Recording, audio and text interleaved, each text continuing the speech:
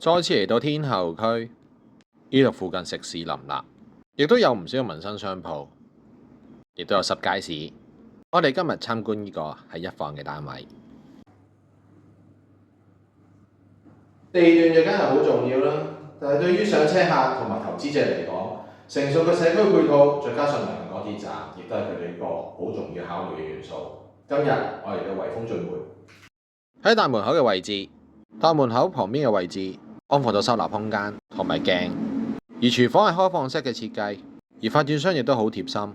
冰箱嘅上方做咗伸縮嘅台，加上明火嘅煮食，而附近嘅景觀主要都係樓景，不過都有一定嘅距離。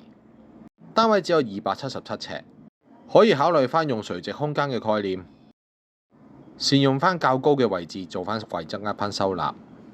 最後就嚟到睇埋浴室嘅部分。影片就翻到嚟呢度，有興趣可以聯絡我啦。